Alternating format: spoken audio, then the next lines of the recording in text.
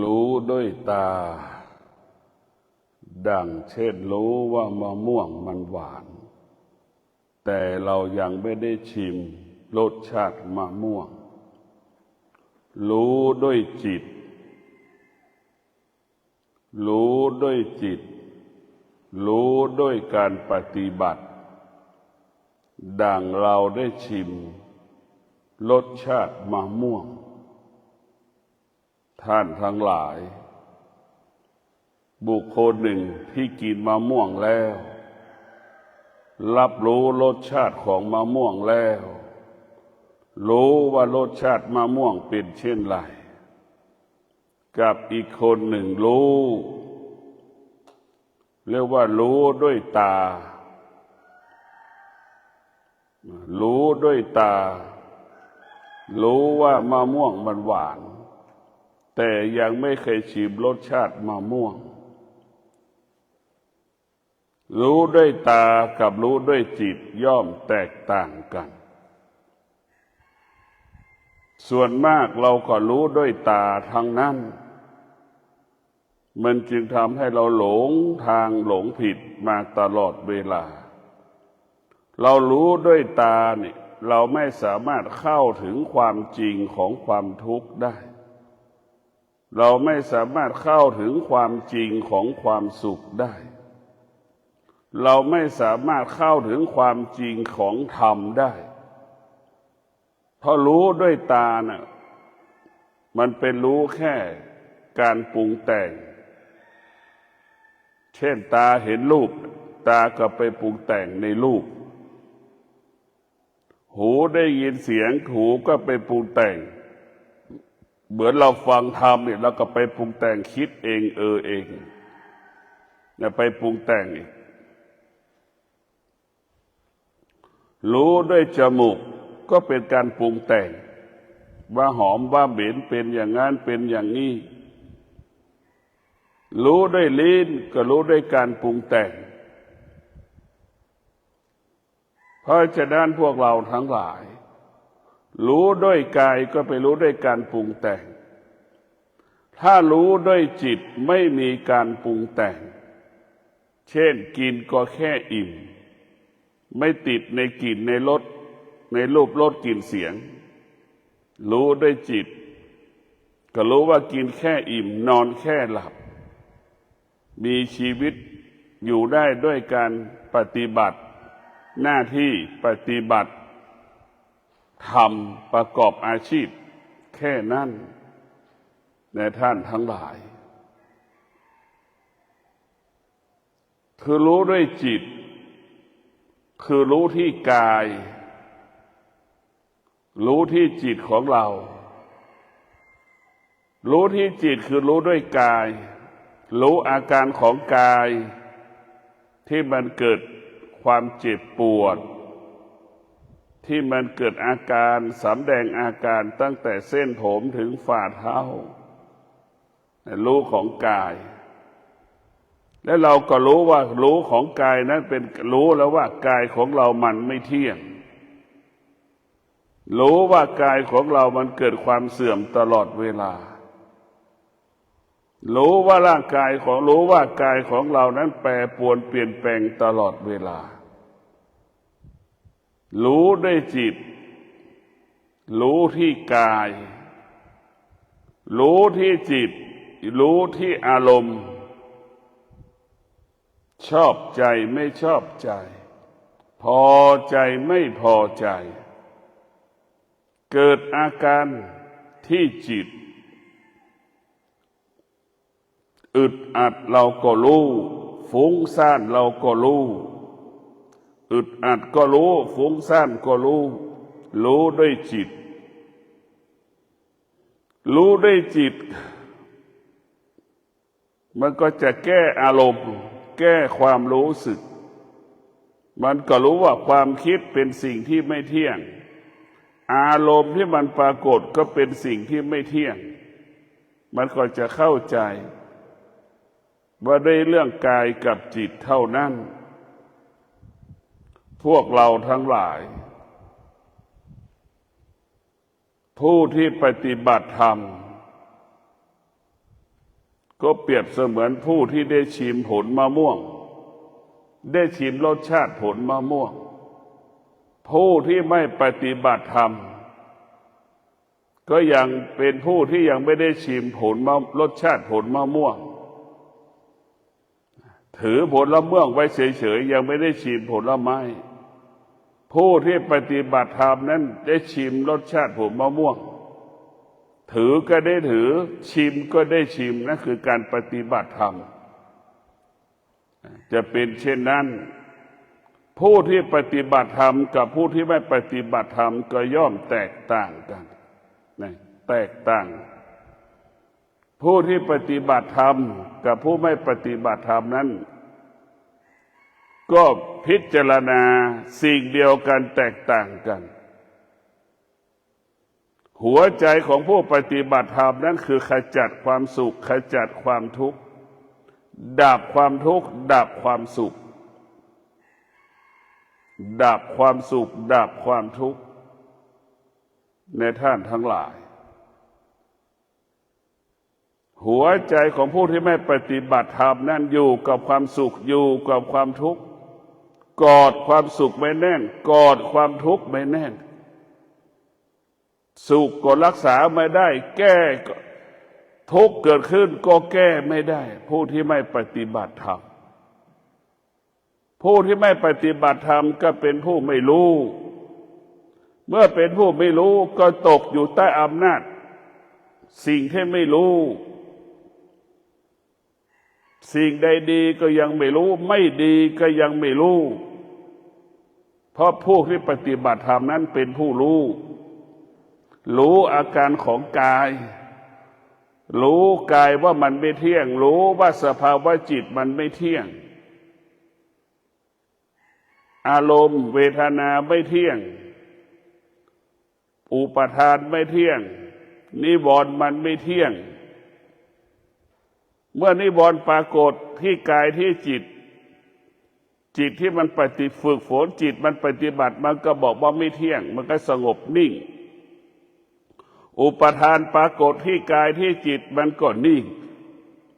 เวทนาปรากฏที่กายกับจิตมันก็นิ่งเพราะมันรู้แล้วรู้พวกเราทั้งหลายเราเป็นผู้ปฏิบัติธรรมนี่เราจำเป็นต้องมีสติมากเราจะใช้สติตลอดเวลาเราจะใช้สมาธิตลอดเวลาคอยกำกับเรียกว่าผู้ที่ปฏิบัติธรรมมีสติมากใช้สมาธิมากทุกอริยบทล้วนเป็นมีสติมีสมาธิไปกำกับรู้โลกว่าทุกอริยบทตื่นรู้จะนั่งก็ตื่นรู้จะนอนก็ตื่นรู้จะกินข้าวก็ตื่นรู้เดินก็ตื่นรู้ในอริยบททั้งสี่นั้นตื่นรู้ตลอดเวลาตื่นรู้พวกเราทั้งหลายตื่นรู้นั้นเป็นสิ่งสำคัญที่สุดตื่นรู้เป็นสิ่งสำคัญ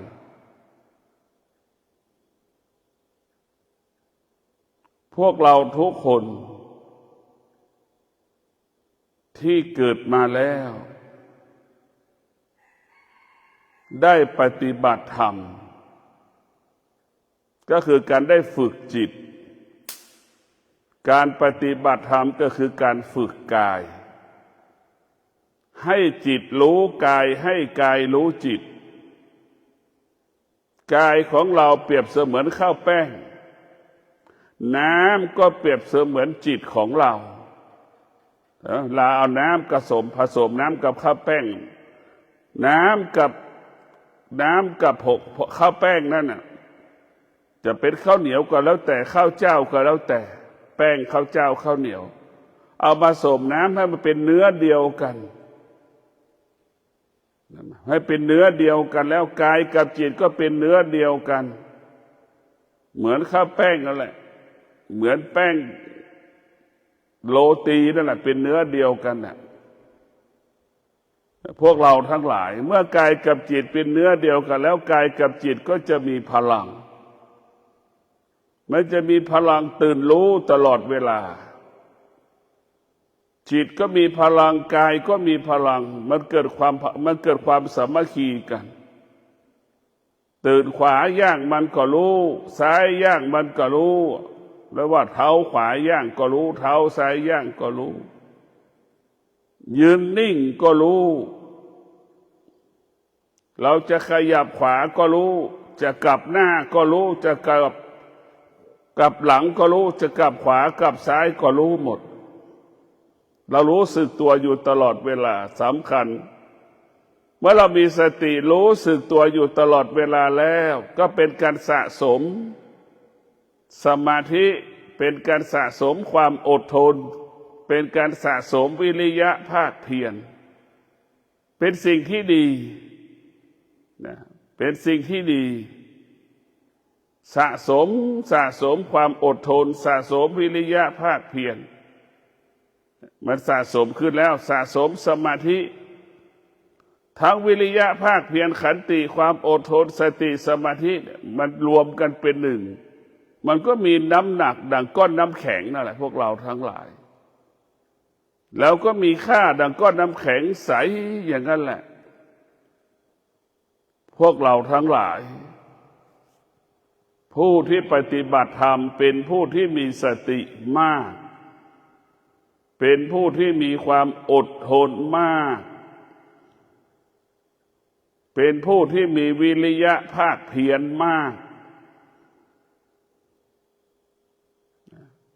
เราถึงจะชนะตนได้หลักการปฏิบัติธรรมก็คือชนะอารมณ์ของตนเองชนะความเจ็บปวดที่มันเกิดขึ้นร่างกายของตนเองชนะสองอย่างอารมณ์ความรู้สึกความไม่พอใจที่มันเกิดขึ้นเราจะต้องชนะมันเรียกว่ามีสติรู้อยู่กับความไม่พอใจให้ได้ก็เพราะความไม่พอใจมันไม่เที่ยงความทุกข์มันก็ไม่เที่ยงความสุขมันก็ไม่เที่ยงทั้งพอใจไม่พอใจมันไม่เที่ยงทั้งสิ้นเราต้องรู้แบบนี้เราต้องอยู่กับสิ่งที่เราไม่พอใจให้ได้แต่ท่านทั้งหลายมีสติตื่นรู้ร่างกายของเราเป็นบ่อเกิดแห่งธรรมธรรมที่บริสุทธิ์ธรรมที่แท้จริงเกิดขึ้นที่กายธรรมที่แท้จริงธรรมที่บริสุทธิ์เกิดขึ้นที่จิตของเราร่างกายของเราก็เปรียบเสมือนมหาวิทยาลัยเปรียบเสมือนมหาวิทยาลัยจิตของเราก็เปรียบเหมือนนักศึกษาเรียนมหาวิทยาลัยท่านทั้งหลายร่างกายของเราเปรียบเสมือนพระไตรปิฎกจิตของเราเปรียบเสมือนผู้ที่อ่านพระไตรปิฎกศึกษาเรียนรู้พระธรรมจากพระไตรปิฎกทุกอย่างสุขก็อยู่ที่กายกับจิตทุกข์ก็อยู่ที่กายกับจิตสงบไม่สงบก็อยู่ที่กายกับจิตฟุ้งซ่านก็อยู่ที่กายกับจิต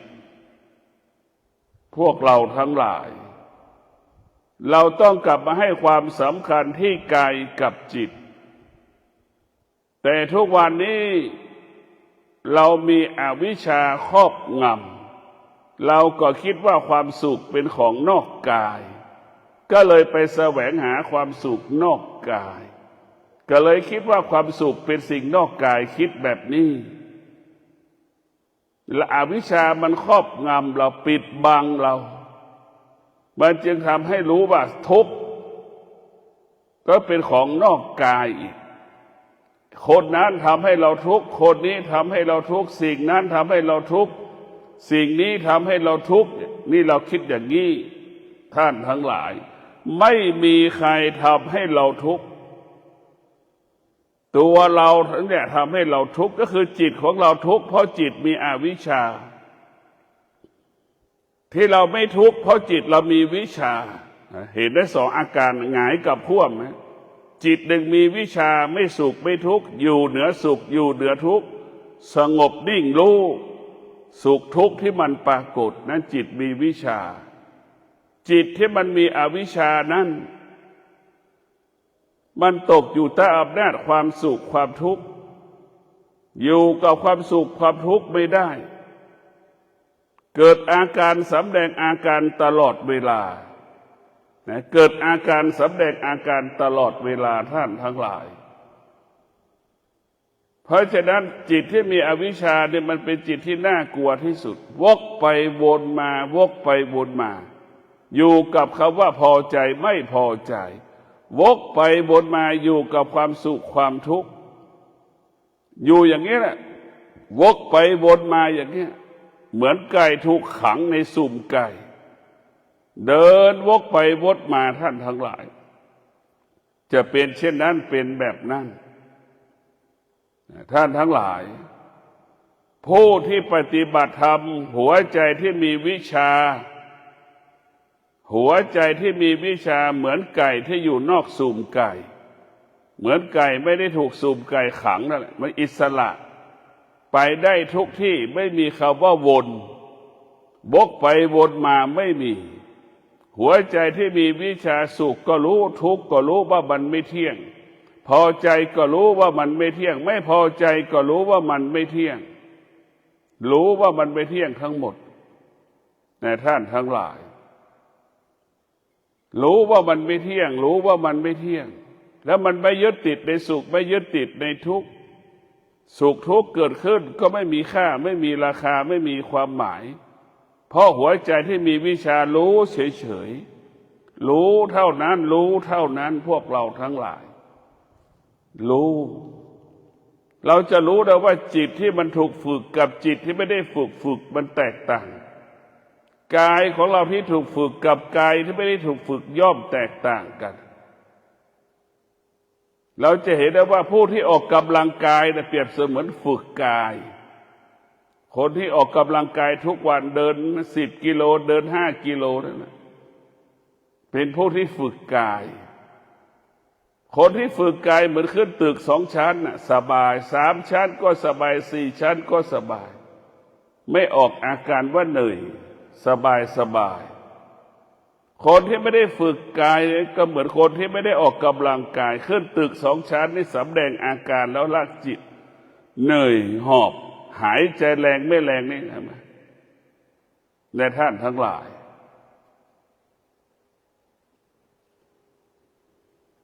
ผู้ที่ฝึกจิตกับผู้ที่ไม่ฝึกจิตนั้นกำลังก็แตกต่างผู้ที่ฝึกจิตก็มีกำลังที่เป็นบวกมีกำลังที่เป็นบวกผู้ที่ไม่ได้ฝึกจิตก็มีกำลังที่เป็นลบกำลังที่เป็นบวกก็คือสร้างสรรค์พัฒนาจิตกับกาย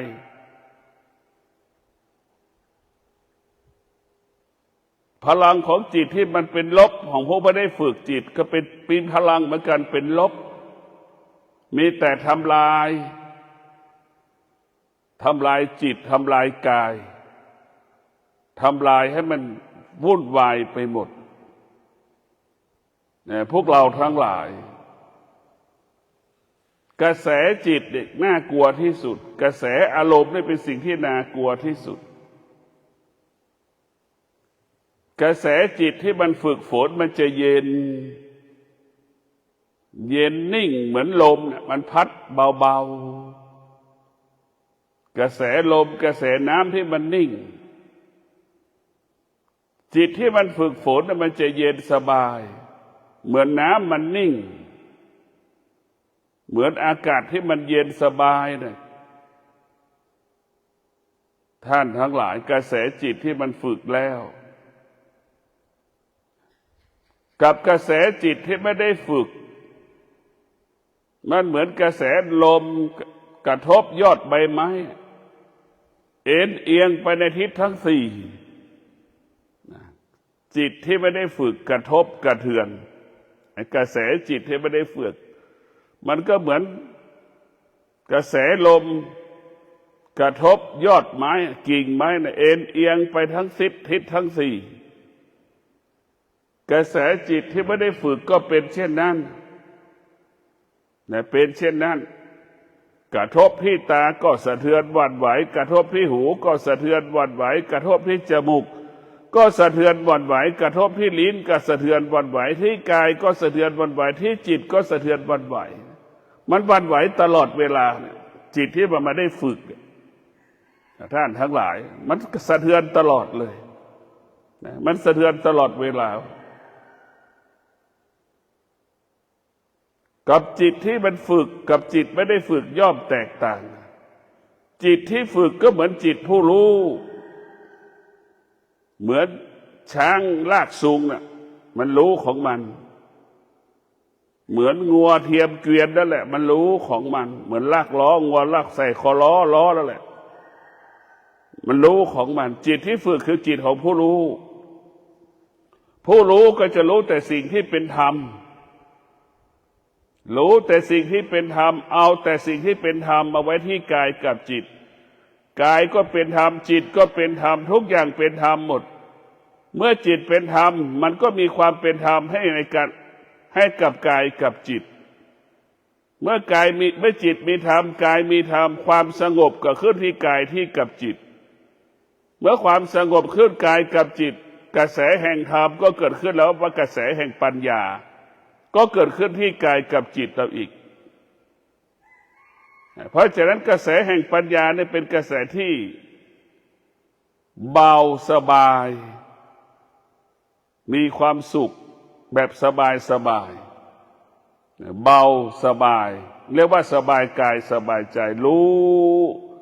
เหมือนอมยิ้มนั่นแหละเรารู้แบบอมยิ้มนั่นแหละรู้แบบสบายรู้แบบอมยิ้มแบบสบายยิ้มอยู่ในใจนั่นแหละคือกระแสแห่งปัญญาจะเป็นเช่นนั้น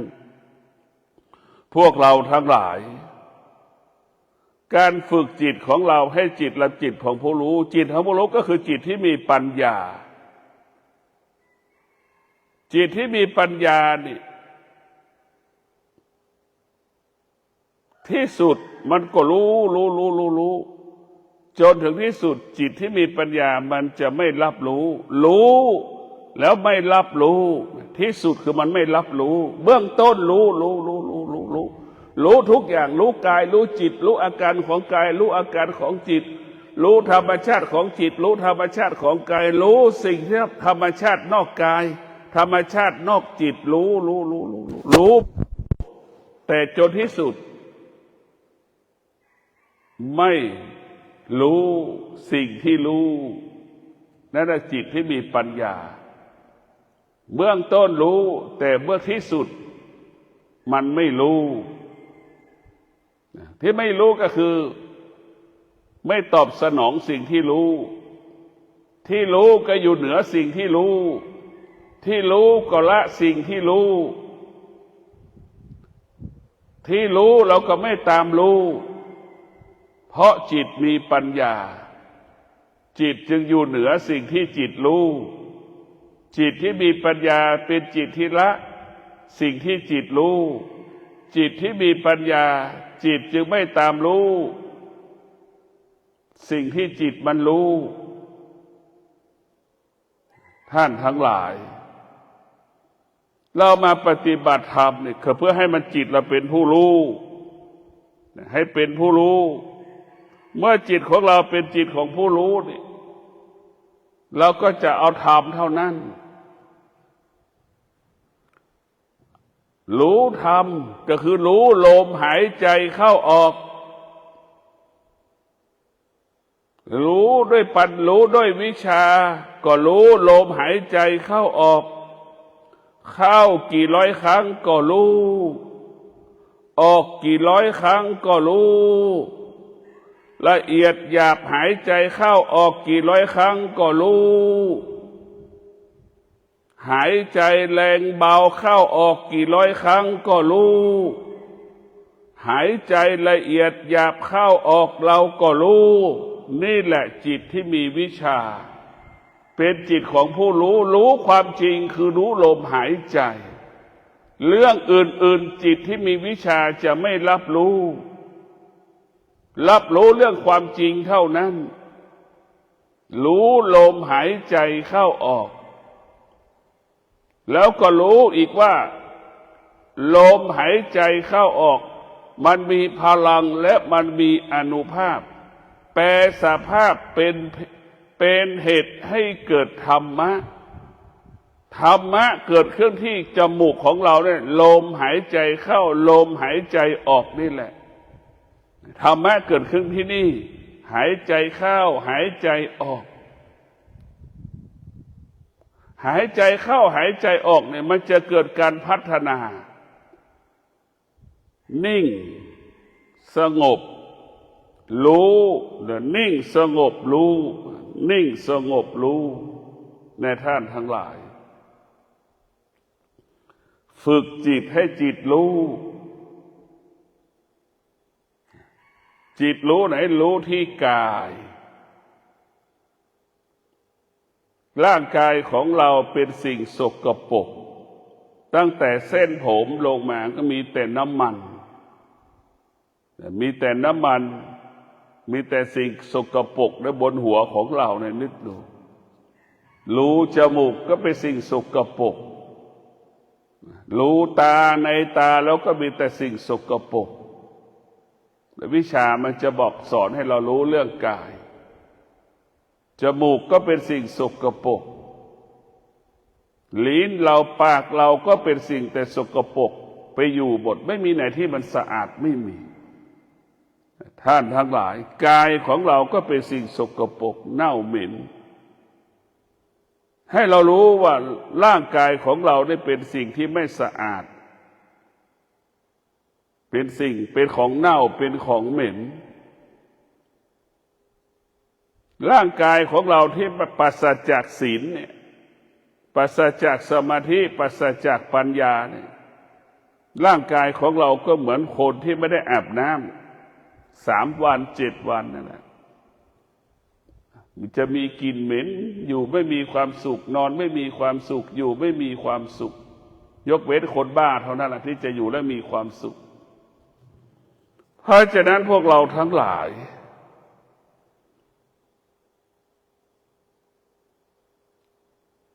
เราต้องมามีสติ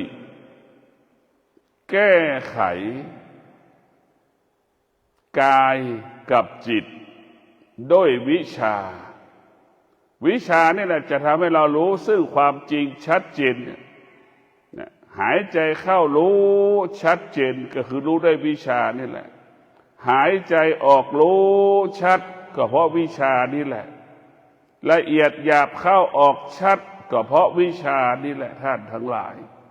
ในวิชามันก็ประกอบไปด้วยสมาธิมันจะรู้สิ่งที่ละเอียดพวกเราทั้งหลายเราต้องมีเมื่อจิตมันมีวิชาแล้วจิตแล้วจะสร้างสรรค์จิตก็จะสร้างสรรค์กายจิตจะสร้างสรรค์กายทุกขณะลมหายใจจิตมันจะปกป้องกายจิตมันจะปกป้องจิตจะคุ้มครองจิตเพราะจิตมีวิชามันก็เหมือนงูเหมือนจงอางหวงไข่เหมือนสุนัขมันหวงลูกมันนั่นแหละมันเป็นเช่นนั้นแหละมันจะปกป้องมันจะคุ้มครองมันรักษาเหมือนแม่หวงลูกนั่นแหละจะเป็นเช่นนั้นปกป้องไม่ให้ใครมันทำลายลูกตัวเองท่านทั้งหลายจิตที่มีอวิชชานั้นทำลายมีแต่ทำลายเท่านั้นทำลายกายทำลายจิตที่มีอวิชชามีแต่ทำลายมันไม่สร้างสรรค์ทำลายให้เราเกิดความทุกข์เกิดความทรมานเกิดความลำบากมันไม่มีสิ่งใดที่เป็นสิ่งที่ดีงามให้กับจิตเราท่านทั้งหลายรู้ด้วยจิตแตกต่างจากรู้ด้วยตาแตกต่างจากรู้ด้วยหูแตกต่างจากรู้ด้วยจมูกแตกต่างจากรู้ด้วยลิ้นแตกต่างกันท่านทั้งหลาย รู้ด้วยตาก็รู้ด้วยภายนอก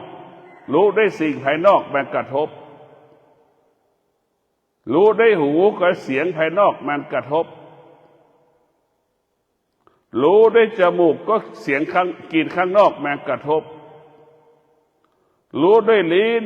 ก็สิ่งภายนอกมันกระทบคิดว่ามันรสชาติมันหวานอย่างนั้นมันหวานอย่างนี้คิดเป็นอารมณ์มากระทบ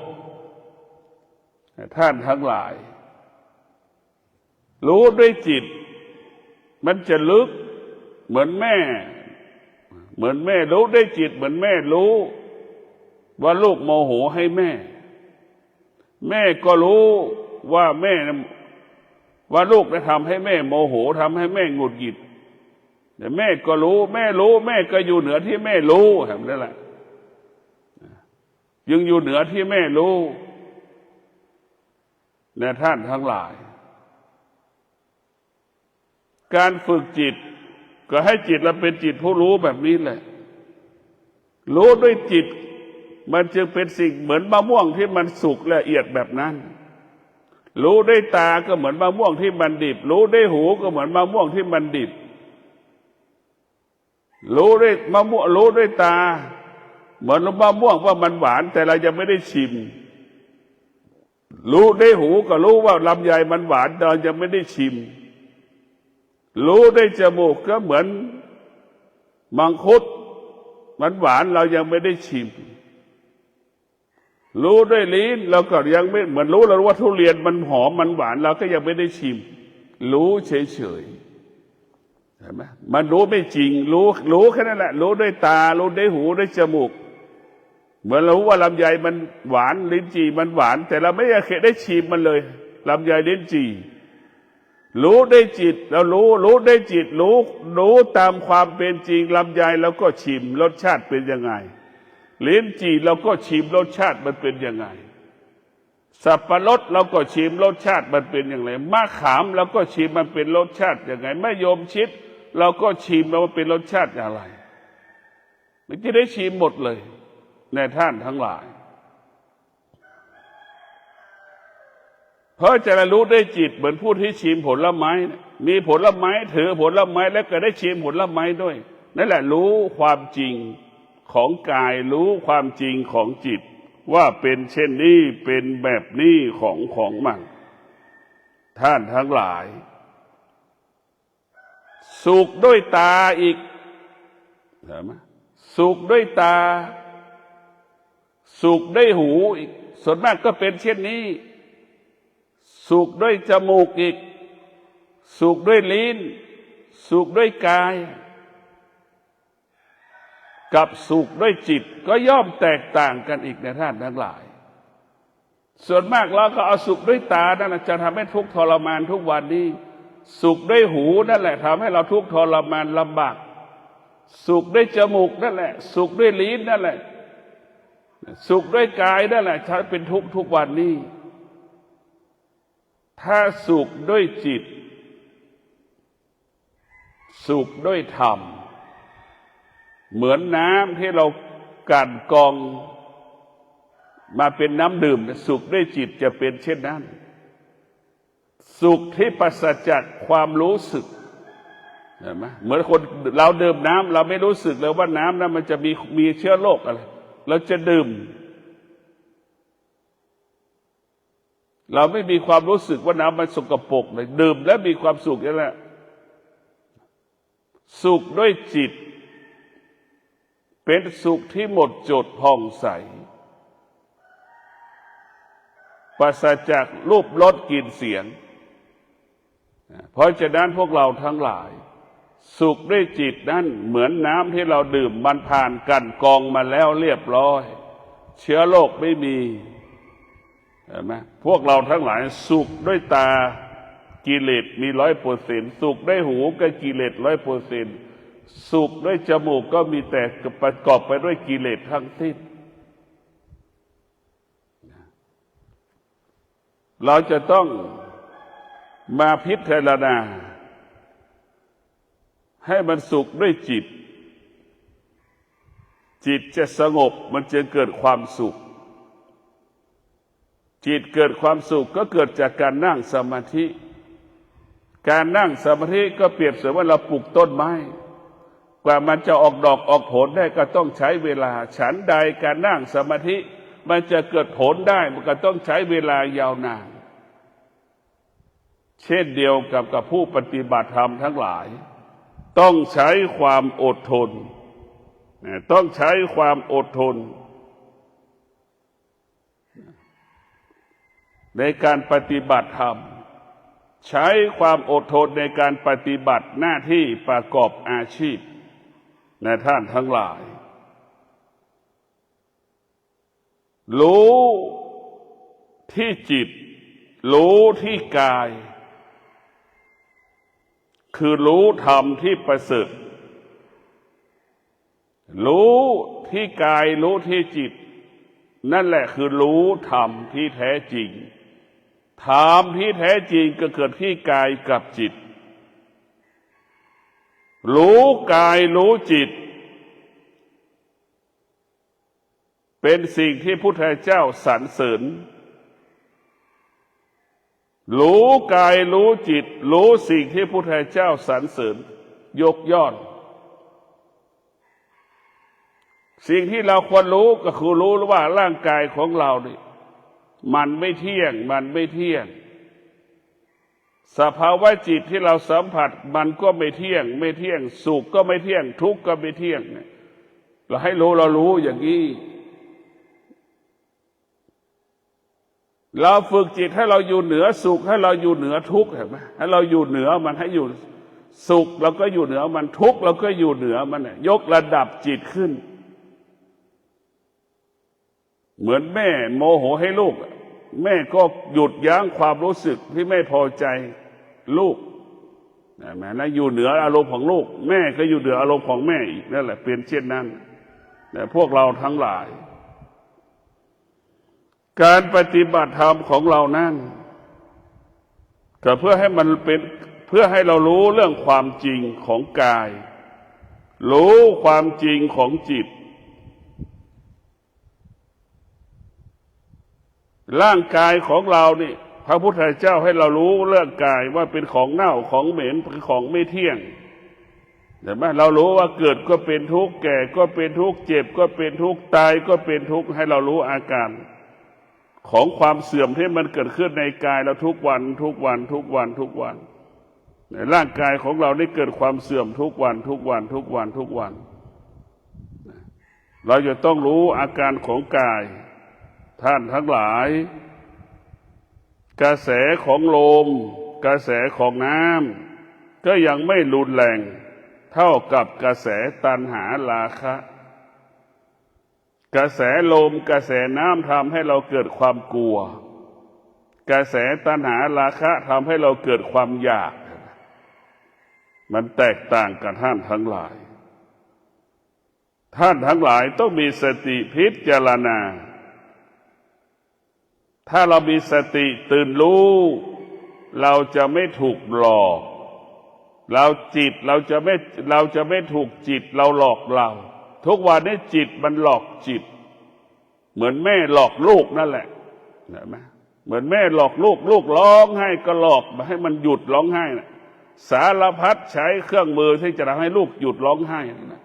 จิตมันก็หลอกจิตเมื่อเรามีสติตื่นรู้เราจะไม่ถูกหลอก